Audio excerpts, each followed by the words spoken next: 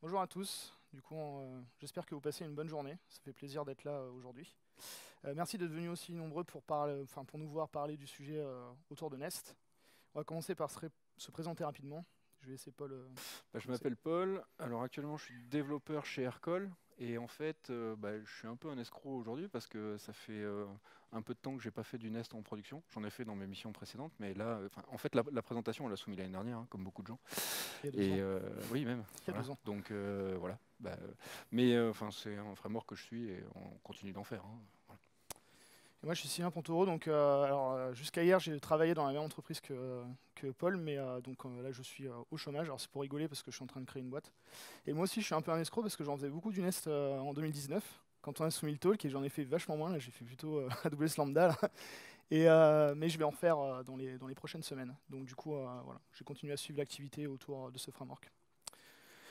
Du coup, pour le programme, alors à l'origine, on voulait faire quelque chose qui était vachement from scratch et puis montrer step by step. Mais bon, c'était il y a 2 ans et entre-temps, Nest est devenu quand même assez populaire dans les frameworks Node.js.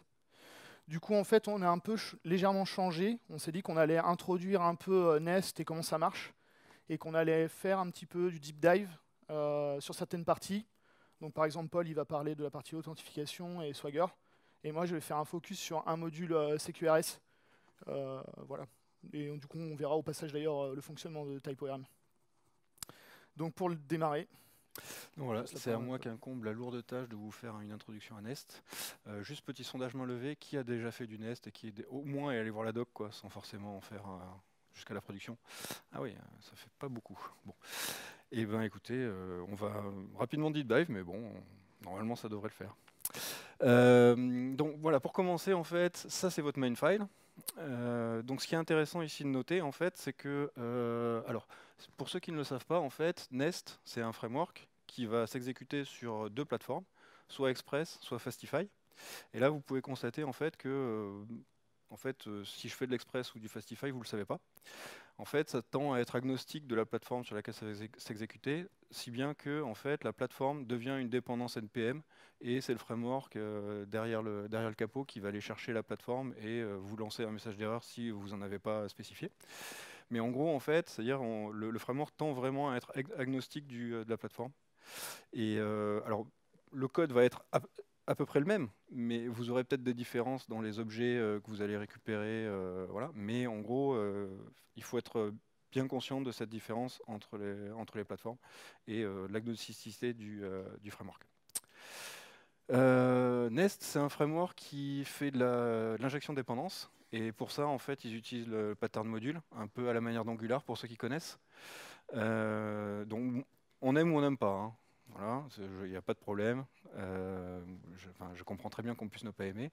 Moi, personnellement, j'aime bien parce qu'en fait, ça me permet de découper mon application en modules et de pouvoir en fait instancier des bouts de mon application pour pouvoir les tester unitairement sans avoir à instancier toute mon application. Voilà. On verra des exemples par la suite.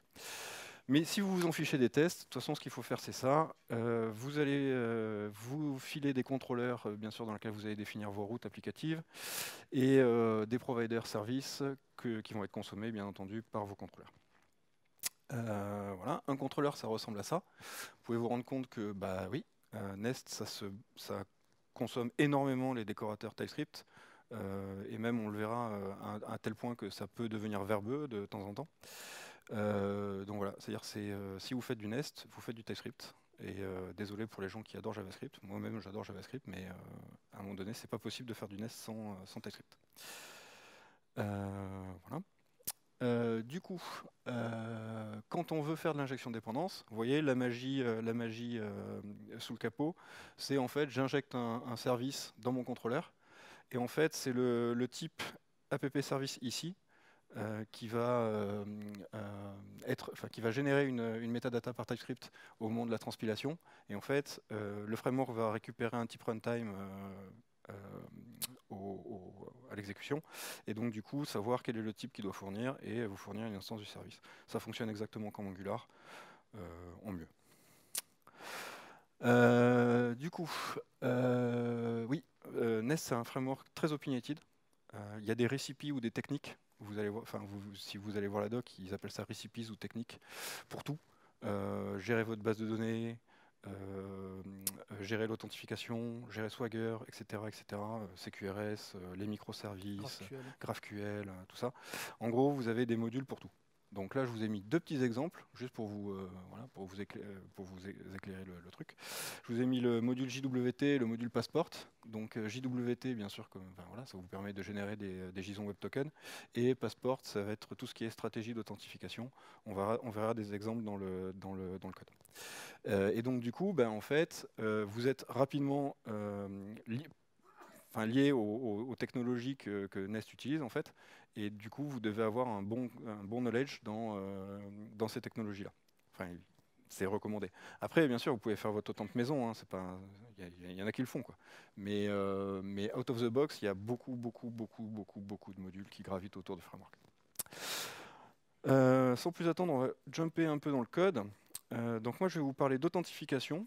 Je vais partir pour ça du main file. Donc vous voyez qu'il est à peu près similaire à ce que je vous ai montré dans les slides. Hein. À ceci près qu'en fait, on va déclarer des middleware globaux pour faire de la validation de requêtes. Et pour la partie CQRS, mais je ne vous spoile pas la partie de Sylvain. Et pour setuper un Swagger sur mon module applicatif. Donc, dans mon app module, en fait, on va retrouver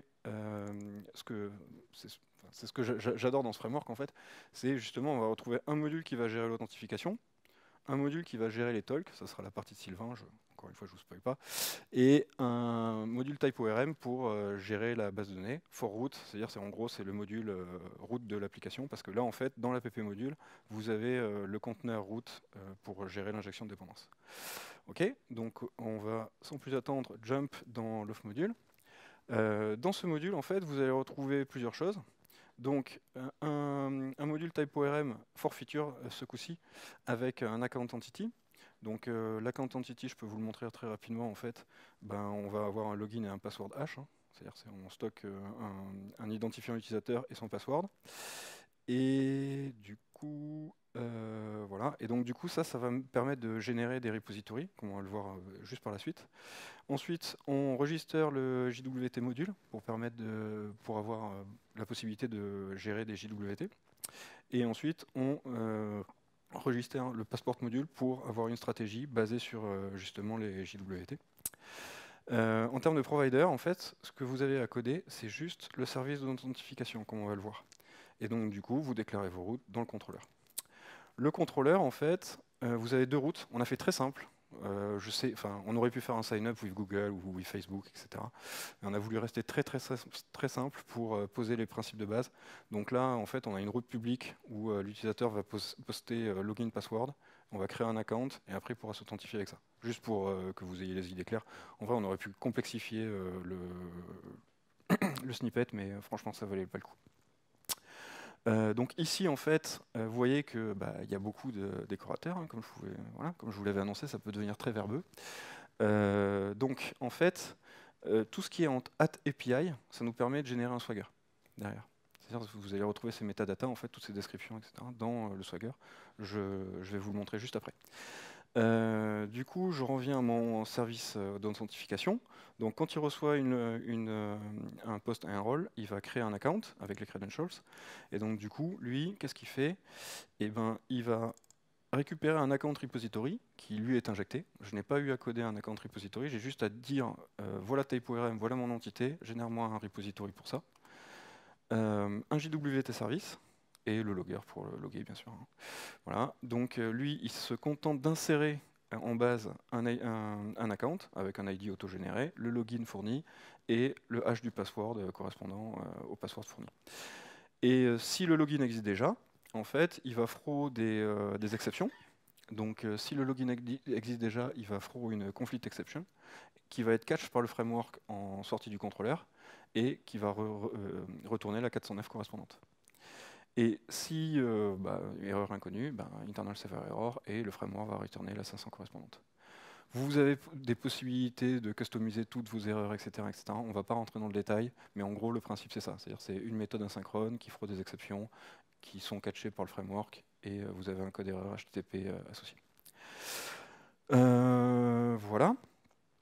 Donc du coup, ensuite, si j'en reviens à mon contrôleur, ça c'est les tests.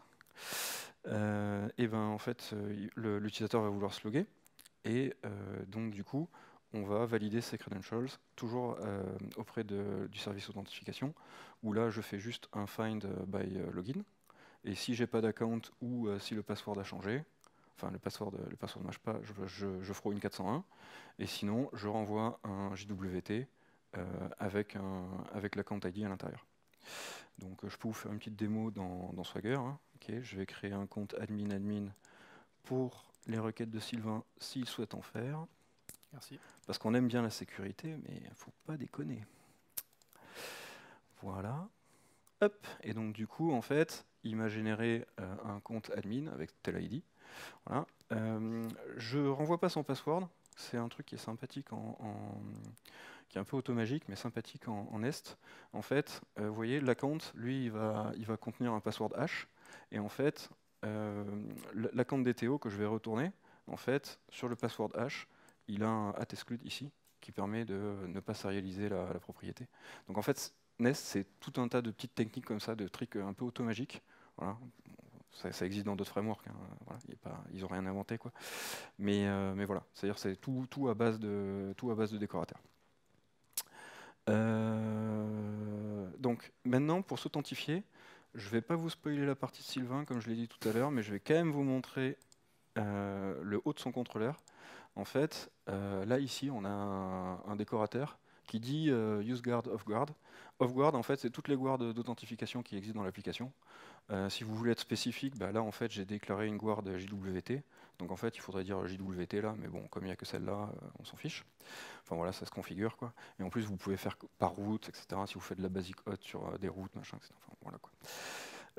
Et ça, en fait, pour ça, j'ai défini une JWT stratégie, okay, qui se configure comme ça, enfin qui extend une stratégie passport, okay, qui se configure comme ça en disant va chercher le bearer dans l'authorization header, s'il te plaît. Okay. Le secret, c'est ça. Bon, voilà, il faudrait faire de la configuration, mais bon, c'est un exemple. Et ensuite, tout ce que vous avez à fournir, vous, c'est juste la méthode validate. Donc, le framework va vous renvoyer un JWT désérialisé, dans lequel je vais récupérer mon sub de tout à l'heure qui correspond à l'account ID. Je récupère mon account sur TypeORM, et si j'ai pas d'account, ça veut dire que il n'est pas authentifié. Et sinon, je return l'account, et cet account va être attaché à l'objet requête, et vous allez pouvoir y accéder dans votre contrôleur. Voilà. Dernier petit mot sur les tests. Okay. Quand je disais tout à l'heure que vous pouvez instancier des petites parties de votre application, là, dans mes tests, en fait, je teste mon module authentification. Donc, j'instancie une base de données in-memory, okay, pour tester mes accounts. Et ensuite, je peux tester mes routes directement comme ça. Donc, en fait, je récupère mon application, je poste sur tel endpoint, je send tel DTO, et j'expecte quelque chose. Voilà. Et donc ça, en fait, vous pouvez déclarer tous vos scénarios comme ça. Voilà. C'est assez fort. Il y a des gens qui n'aiment pas les tests super tests, mais moi, j'apprécie pas trop mal. Et c'est tout pour ma part. Je vais laisser Sylvain vous parler de CQRS.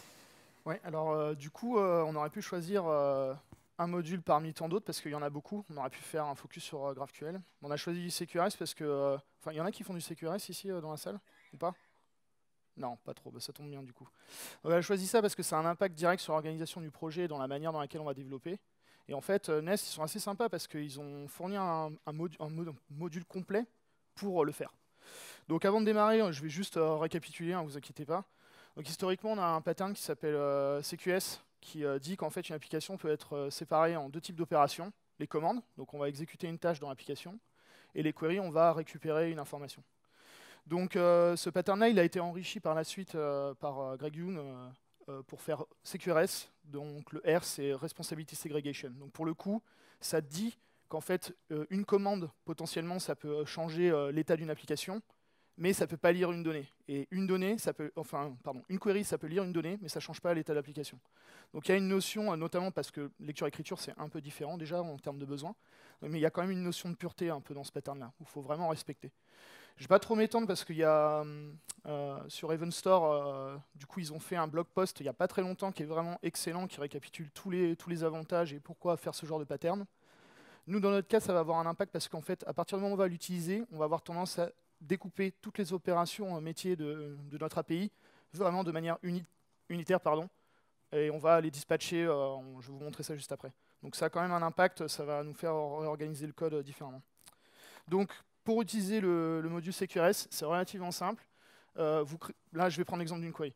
Vous écrivez une classe query, et du coup, vous implémentez l'interface eQuery. Alors, l'interface eQuery ne contient rien. Donc, les interfaces en TypeScript qui sont vides, ce n'est pas très utile, mais c'est plus un marqueur pour la lisibilité du code, on va dire. Donc, il n'y a rien de plus à faire. Ça, c'est une query. On va dire, bah, je vais exécuter cette query et j'attends qu'on me fasse say hello avec un nom qui est passé dedans. Quand vous allez vouloir déclarer un query handler, donc encore ici, une fois, on voit qu'on utilise les décorateurs pour le faire. Donc, en fait, il y a un décorateur qui s'appelle query handler, qui du coup a besoin de la référence de la classe qui correspond à la query, pour marquer une autre classe qui va prendre en charge cette query. Là, il y a une interface qui permet de l'implémenter, qui est eQueryHandler, dans lequel on précise quelle est la query, quel est le retour. Et à partir de là, on implémente une méthode execute, et puis du coup, on fait ce qu'on a besoin de faire. Donc là, j'ai repris l'exemple de Paul avec le hello. Voilà. Donc tout ça, c'est très bien. Dans un contrôleur, comment ça s'utilise? En fait, il faut injecter le query bus. Donc il y a un query bus, commande bus. Et dans l'action, vous pouvez directement exécuter voilà, la query en créant une nouvelle instance. Alors il y en a qui passent, ils injectent des services pour faire des use cases. Alors ça, c'est à votre discrétion, hein, vous faites comme vous voulez. Il n'y a pas vraiment de règles pour ça. Ensuite, une fois qu'on a fait ça, là c'est assez important, c'est la déclaration du module. Donc on a besoin d'importer le CQRS module, ça c'est obligatoire, pour avoir les query bus, command bus, pour pouvoir les injecter. Et on a besoin dans les providers de préciser tous les handlers. Donc dès qu'on fait une query ou une commande, il faut déclarer le handler dedans, il ne le localise pas automatiquement. Et en fait, ici ça sert surtout pour pouvoir résoudre les dépendances dans le query handler quand on va vouloir injecter quelque chose. On va faire une démo. Alors il y a pas mal de trucs à voir. Donc,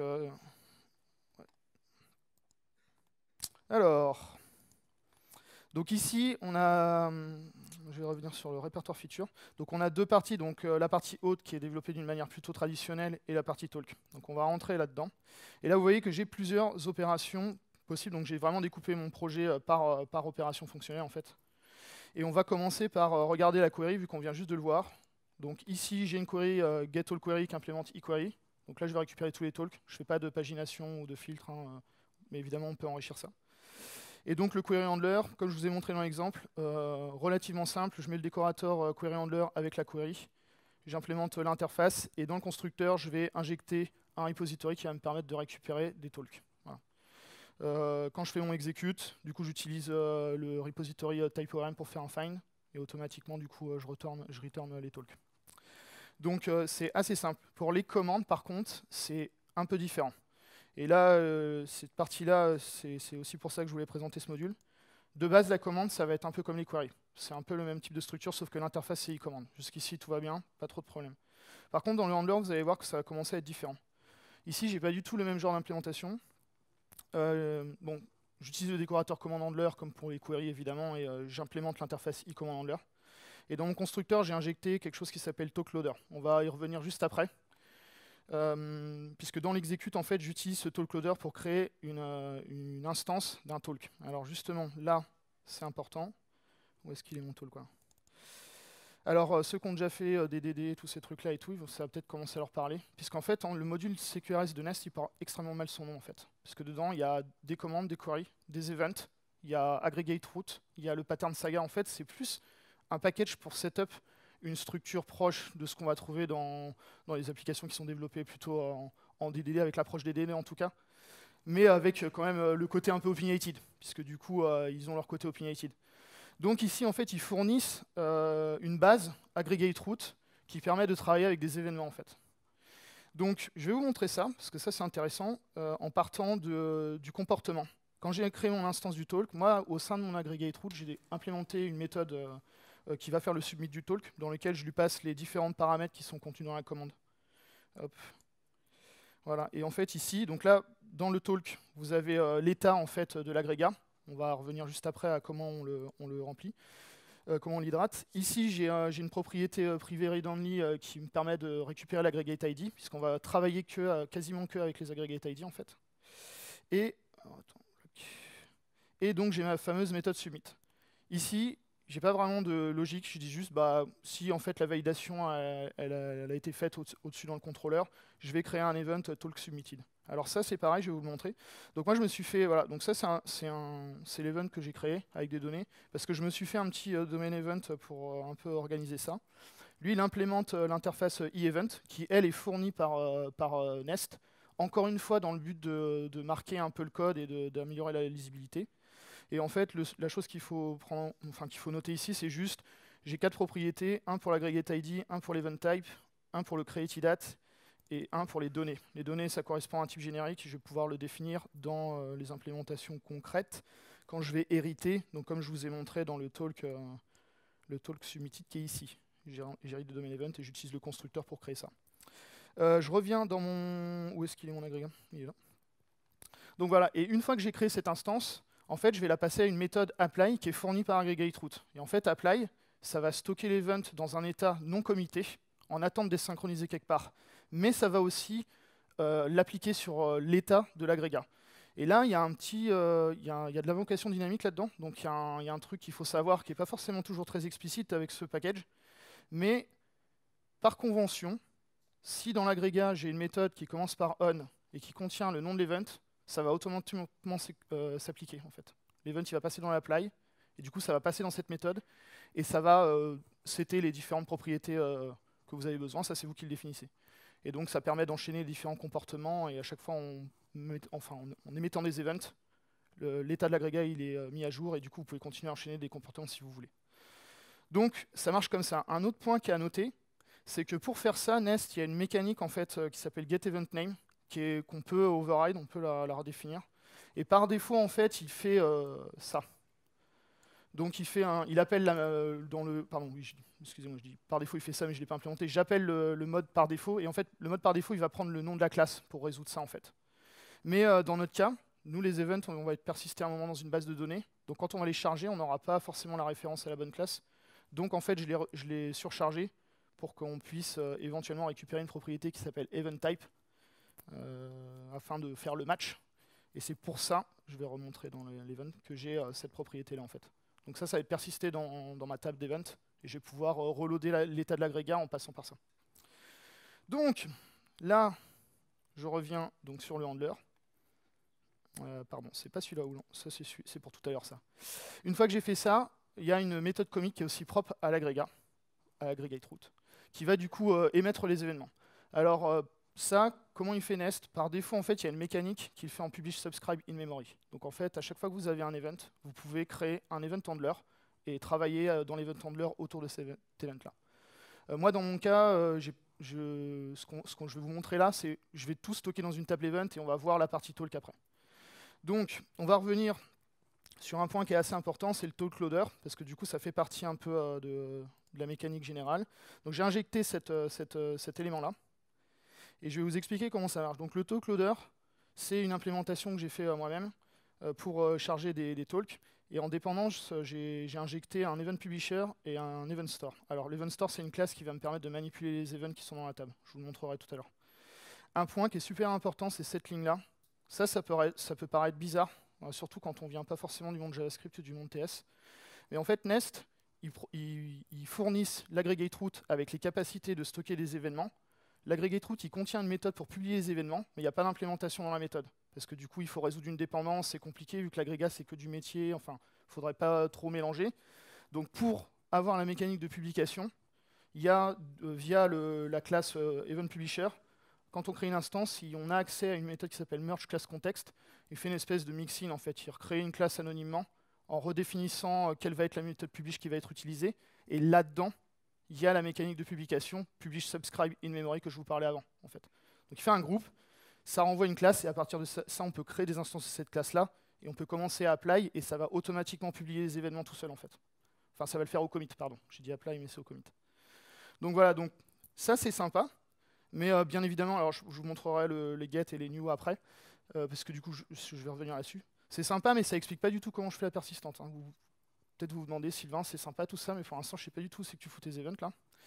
Donc en fait, pour faire ça, on a la possibilité avec ce module de redéfinir la mécanique de publication.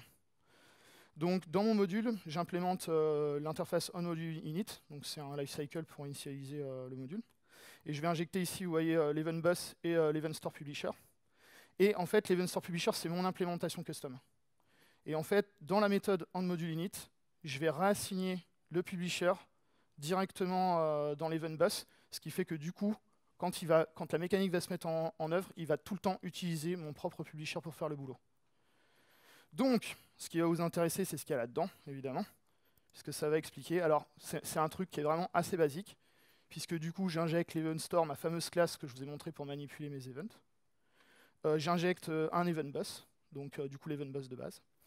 Et ici, le seul truc qu'il faut noter, c'est que je dois implémenter l'interface eEvent Publisher. Donc il y a une interface pour nous aider à faire l'implémentation. Et donc du coup, ça me force à implémenter la méthode publish. Alors il y a aussi une méthode publishAll. Je vais vous montrer, ça peut être un peu intéressant. Puisque ça a été rajouté depuis, qui est optionnel. On n'est pas obligé de l'implémenter par défaut. Si elle n'existe pas, il va le faire lui-même en interne. Mais si vous voulez faire une mécanique un peu plus optimisée pour publish tout, vous pouvez aussi l'implémenter. Dans le cas, on a gardé ça de manière très simple, donc je fais que le publish de base. Là, il m'a fait repartir à l'ouest. C'est pas grave. C'était dans la partie infrastructure. Ouais, c'était là. Voilà.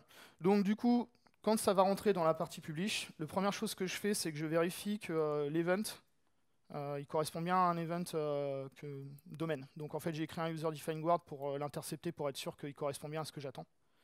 Dans l'autre cas, c'est probablement quelqu'un qui a inséré une donnée dans la base de données en mode non, bah, moi j'ai mis ça dans la table d'event.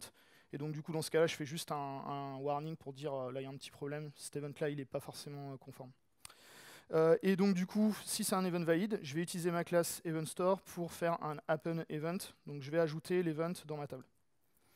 Donc ici, pour le faire, donc maintenant on va regarder la classe EventStore, j'injecte un repository, donc j'utilise encore TypeORM. En fait, on utilise TypeORM partout ici dans ce projet pour vous montrer, qui correspond à Event Entité. Donc du coup, c'est un peu comme ce qu'a montré tout à l'heure Paul avec le hôte. C'est une entité avec des décorateurs pour définir comment on peut la persister. Hop, je reviens là, pardon. Et du coup, donc, c'était bien ici que j'étais. Hein. Ouais, c'est ça. Et du coup, dans mon happen, bah, je vais utiliser mon repository pour sauvegarder du coup, cette entité. Donc là, maintenant, on sait, alors vous avez vu, hein, déjà, il y a un cheminement. Maintenant, on sait envoyer un event qui est produit par l'agrégat directement dans une table dans la base de données. Maintenant, je vais vous montrer comment on charge, puisque vous le voyez ici que je le fais là. Et pour ça, on va prendre, parce que quand on fait un submit, il n'y a pas vraiment d'event dans la table, donc on ne charge pas vraiment d'event. Donc on va prendre une autre opération métier, qui est reject, parce qu'elle est très très simple. Donc reject, en gros, je lui envoie l'identifiant d'un talk, et je veux que ce soit rejected. Voilà. C'est extrêmement simple. Dans mon handler, cette fois, je fais à peu près le même code que tout à l'heure pour le submit, sauf que via mon talk loader, je vais utiliser la méthode getPyId pour charger l'agrégat. Et là, ça va devenir intéressant. Donc j'ai des petits helpers pour obtenir un agrégat avec une catégorie. Voilà, parce que je vais insérer tout type d'event dans ma table. Hein, donc du coup, peut-être que ça va se mélanger entre les agrégats. Donc au moins, ils sont catégorisés. Je perds le fil. Où c'est que j'étais, moi? J'étais dans reject, pardon. Voilà. Et donc du coup, j'étais dans getPyId. Et donc du coup, ici, je vais charger tous les events en utilisant la méthode getEvent qui est contenue dans ma classe EventStore. Celle-ci elle est très simple. J'utilise TypeORM pour faire un find dans lequel je vais lui préciser c'est quoi l'ID en fait du stream d'event que je veux récupérer, sachant que dans notre cas, le stream d'event et l'identifiant d'agrégat c'est la même chose. Voilà, pour se simplifier la tâche. Je reviens, j'étais ici. Une fois que j'ai fait ça, je vais les mapper parce que du coup, les events qui sont persistés dans la base, ils n'ont pas exactement la même shape en fait que les domain events, donc je les reconvertis en domain event. Si j'ai pas d'event, je vais thrower une erreur qui dit en fait l'agrégat n'existe pas. Alors, ami de l'optimisation, j'aurais dû le faire avant, vérifier qu'il y a des events parce que là, du coup, je charge tout et puis enfin. Donc probablement, c'est pas le plus optimisé, on peut toujours improve. Mais vous avez l'idée. Je recrée une instance de l'aggregate talk avec le fameux merge class context que j'ai préparé au préalable. Et là, je vais utiliser une méthode qui s'appelle load from history, qui est une méthode qui est proposée par aggregate-root et qui va en fait prendre une collection d'events. Et pour chaque event, il va l'appliquer sur l'état de l'agrégat, ce qui fait qu'en fait, après avoir déroulé 3 ou 4 events, Chaque event va venir modifier en fait l'état, et on aura un état final par rapport à la liste d'events qu'on a. Donc si je vous fais, hop, je reviens sur l'agrégat. Si je reviens ici, ça veut dire que typiquement, là je prends mes on, mes handlers. Si j'ai submitted, edited, rejected, accepted, il va passer à tour de rôle ici, ici, ici, ici, et il va mettre à jour l'état de l'agrégat pour avoir l'état final sur lequel on peut travailler. Et éventuellement exécuter un comportement. Je reviens sur le get event name puisqu'il est ici. C'est pour ça que j'ai mis le event type, puisque du coup ces events-là ils sont chargés depuis la base de données, donc forcément j'ai besoin de savoir quel est le type de l'event pour pouvoir déclencher l'ensemble du chargement de l'agrégat. Une fois que j'ai fait ça, pardon, c'était pas là, c'était ici. L'agrégat il est chargé et je le retourne. Donc du coup, dans le reject talk, à partir d'ici, je vais avoir un talk qui est déjà chargé, donc qui a au moins été submité, édité, etc., etc. Et donc je vais pouvoir appeler une mécanique de reject. Le comportement reject en fait. Et en fait là j'ai juste fait une petite règle assez simple, j'ai dit en fait tu peux pas reject 2 fois, c'est tout.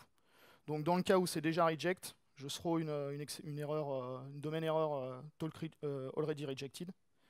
Et si c'est pas le cas, je crée l'instance d'un événement talk rejected avec l'agregat ID et je fais un apply. Et en fait, une fois que vous avez setup la mécanique en fait avec ça, vous faites tout le temps ça en fait. Ça devient un peu une routine de développement. C'est tout le temps dans ce mode là en fait. Donc c'est un peu au début, il faut un peu setup des trucs, mais une fois que ça c'est en place, vous faites que propager des events et en fait il y a tout qui va se faire automatiquement. Alors tout ça c'est bien, là je parle depuis tout à l'heure, mais au début je vous ai montré récupérer des talks, mais en fait vous savez toujours pas comment on fait pour avoir des talks. Parce que ça c'est bien, je mets tous mes events et tout, c'est super, je peux faire des commandes, etc., etc. Du coup, pour faire ça, je reviens sur le publisher, parce qu'il y a une ligne que je n'ai pas présentée là-dedans, qu'on va maintenant voir, qui est celle-ci. Donc en fait, je l'ai mis, alors pour ceux qui sait qui a déjà fait du RxJS, je pense qu'il y en a quand même quelques-uns, alors ça doit vous parler, les subjects, $, etc., etc. Parce qu'en fait, toutes les event bus, command bus, etc., etc., c'est des observables. Et donc en fait, on peut y accéder depuis l'event bus parce qu'ils sont pas private. Et du coup, on peut appeler le prochain élément exécuté. Et dans mon cas, quand je vais faire le next, en fait, ça va appeler tous les event handlers qui sont en attente de prendre en charge les events. Et en fait, j'ai utilisé cette mécanique-là pour vous montrer cette étape pour, hop, je vais reprendre submit parce que submit, voilà, pour appeler des event handlers. Et donc en fait, là, c'est pour vraiment vous montrer cette mécanique-là. Donc là, on a un autre décorateur event handler qui va prendre en charge les talks submitted. Alors ce décorateur-là, il est différent parce qu'en fait, c'est une collection d'events. Un event handler peut prendre en charge plusieurs events. Donc là, moi, je les ai fait unitairement, mais après, ça, c'est vous qui voyez. Et en fait, dans cet event handler-là, j'implémente e-event handler, puisqu'il y a aussi une interface pour ça. J'injecte le talk repository.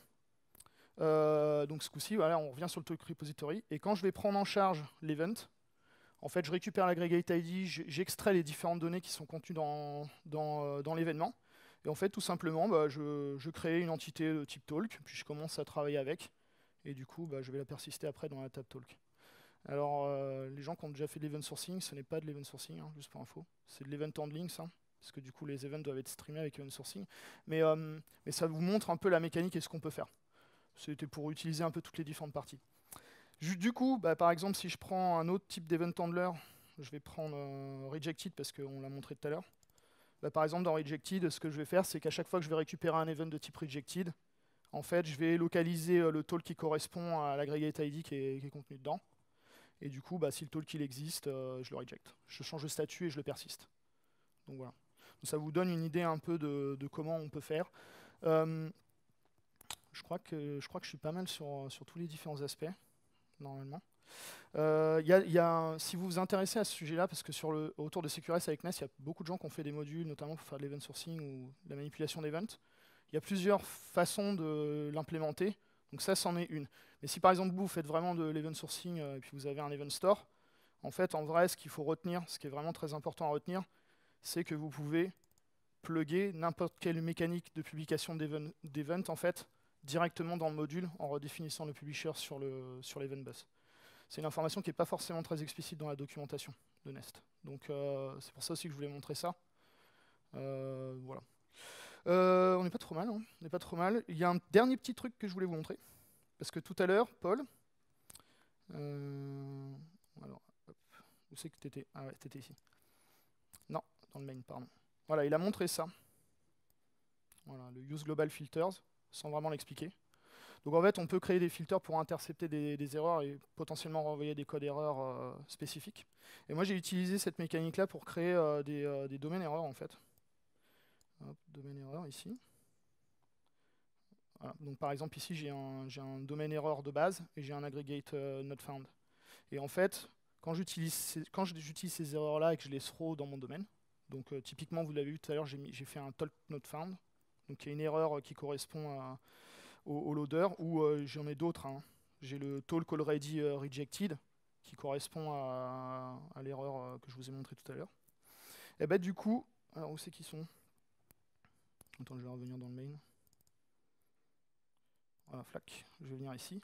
En fait, pour chaque type d'erreur, je me suis fait une classe abstraite en fait, qui crée un filter CFP API de base, qui implémente l'exception filter de Nest, et qui a la mécanique de base. Il faut juste lui préciser un statut HTTP à renvoyer quand on tombe sur ce genre d'erreur.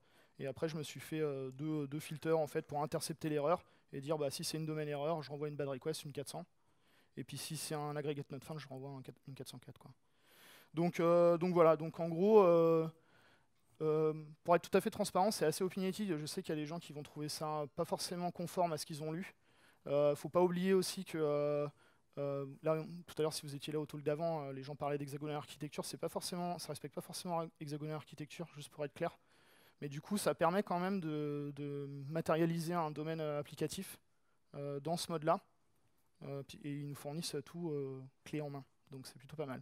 Un autre point, et après je pense qu'on va conclure, je pense.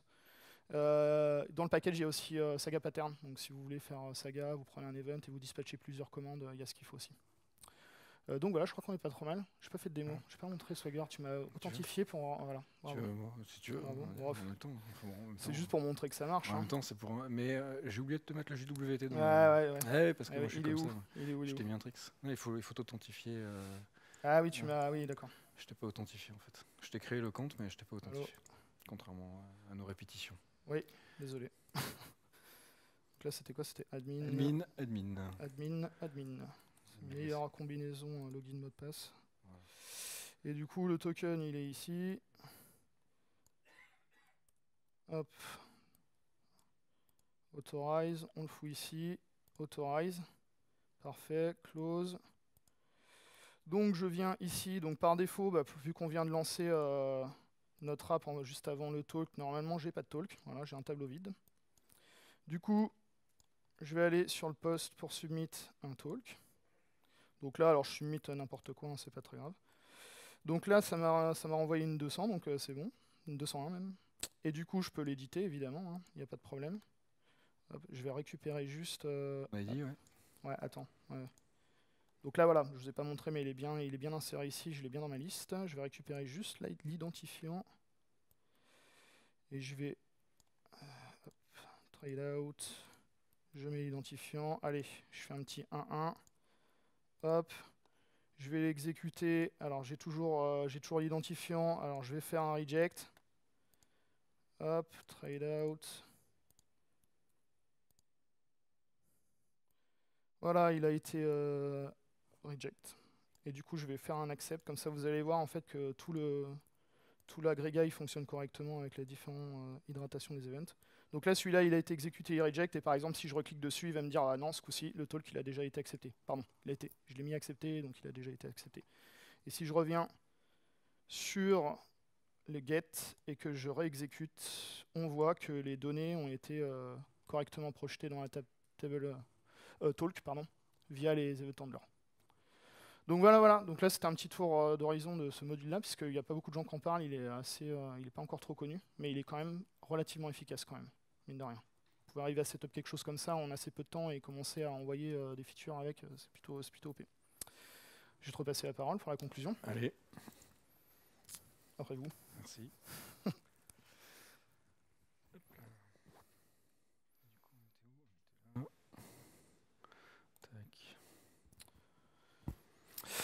Voilà. En conclusion, on peut dire ça ressemble beaucoup à d'autres frameworks, ce que font d'autres frameworks dans d'autres langages. C'est très opinionated. Après, en fait, vous voyez mon Autante, j'ai codé 3 services et j'ai un système d'Autante disponible directement. Donc il y a quand même pas mal d'outils out of the box dans le framework. Ça vaut le coup d'y jeter un œil, quoi. Ouais. Puis même pour CQRS, quand on sait comment, quand on étudie le module, on sait comment il marche. C'est assez rapide de setup tout et de commencer à être productif avec, puisqu'il y a quasiment tout clé en main. Donc ça, c'est quand même plutôt pas mal. Aussi, vu qu'on a dit qu'on faisait un peu plus deep dive, on a un sample, alors vous pouvez récupérer le repo, où en fait il y a encore beaucoup plus de trucs, parce que du coup, forcément, on a implémenté pas mal de choses pour avoir pas mal d'exemples. Donc vous pouvez fouiller dedans, voir des détails, à peu près de tout. Il nous manque 2-3 commits pour être vraiment prod ready, je pense. Notamment le process 120, tu vois, les variables pour les tokens JWT que vous avez vu en dur dans le truc. Il nous manque 2-3 commits, mais le level est déjà pas mal si vous voulez un peu vous plonger dedans et regarder ce que ça donne. Et juste avant de poser les questions, voici une liste de ressources avec des recipes de Nest, notamment sur TypeORM, CQRS, le récap du lien du sample et le petit lien sur le blog post, la page Beginner Guide de CQRS écrit par les gars d'Evenstore. Et donc je crois qu'on est bon. Hein. Ouais, je crois Niveau que timing, c'est pas trop mal. Hein. C'est pas trop mal. Est-ce que vous avez des questions? Oui, au fond. Il va falloir parler fort. Ouais.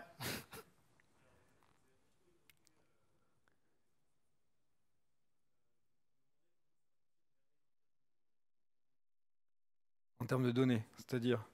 Alors donc du coup, je répète Oui, la alors, répète la question. question. Ma question, c'est en fait, on a écrit des entities, si je comprends bien, pour les gérer dans TypeORM. Ouais, prends celle-là, elle est bien celle-là. Et en gros, comment ça se passe en termes de données? Ouais. Donc, alors en fait, ici, le total quantity, vous avez une primary colonne qui va être l'ID. Okay, donc vous avez un décorateur qui indique à TypeORM, ça c'est ma primary colonne. Vous avez même des auto-increments pour les ID integer qui vont s'auto-incrémenter. UID, vous avez tout un tas de décorateurs qui vont décrire le type de votre donnée. Ok. Après, si vous mettez une string, vous avez un varchar, je ne sais pas quelle est la longueur, mais il faut les lire dans la doc, quoi. Il y a des paramétrages, ouais. Voilà, vous pouvez dire ma valeur c'est un enum, donc du coup elle doit être dans ces valeurs-là, etc. Et puis la validation va être gérée pour vous. Petit détail, je l'ai fait, oui, je l'ai fait là. Ça c'est moi, ça. J'aime bien les types littéraux en TypeScript. Donc j'aime bien ne pas confondre un password et un password hash. Donc tous les deux c'est des strings hein, d'un point de vue runtime, hein. Mais en vrai, en fait, un password c'est pas un password hash, donc je peux pas comparer un password et un password hash. Et donc du coup, j'ai créé un type littéral pour mes passwords hash. Et en fait, vous pouvez quand même dire à TypeORM, non, mais en fait, ok, c'est un password hash, mais c'est quand même une string, quoi. Donc, comme ça, quoi. Ouais. Vas-y. Ah bah oui, Bien oui, sûr. oui, Bien sûr. bien Ce sûr. qu'on a fait, c'est avec Docker Compose, on a un Postgre. Ça Ouais. utilise le package PG derrière. Et du coup, avec TypeORM. Donc voilà. Le seul truc qu'il faut noter quand même, et ça, vu qu'on parle de TypeORM, c'est TypeORM, il y a quand même des limitations parce que par exemple, si vous voulez utiliser des vrais enums de Postgre, c'est pas géré automatiquement parce que du coup, c'est pas disponible pour tous les types de SGBD. Donc en fait, ils ont fait un mode simple. Donc à chaque fois qu'on marque simple, ça veut dire que c'est une feature qui n'est pas forcément couverte par tous les SGBD et ils l'ont implémenté d'une manière pour aider à avoir un peu la vraie couche d'abstraction. Si vraiment c'est un problème, vous pouvez reconfigurer les propriétés pour vraiment dire ça c'est du JSONB, ça c'est des enums de Postgre, etc. Mais ça marchera du coup qu'avec Postgre. Donc c'est un peu dommage, on perd un peu la flexibilité de l'ORM. Mais voilà, comme ça au moins vous avez l'info. Oui.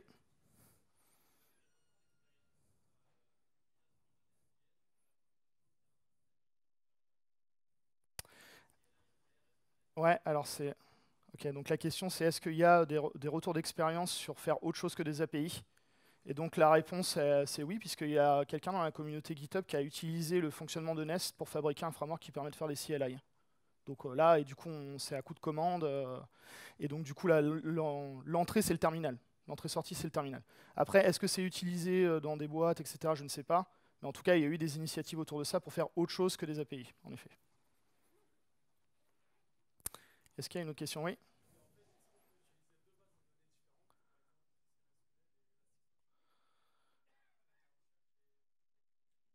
Ouais, alors avec TypeORM, ça peut être plus ou moins compliqué de faire ça. Mais par exemple, si tu fais comme tu dis, Elasticsearch avec un Postgre, ça pose pas de problème puisque tu vas utiliser probablement 2 librairies distinctes pour manipuler ça. Et du coup, si tu fais par exemple CQRS, bah, en effet, tu peux découper si tu as besoin.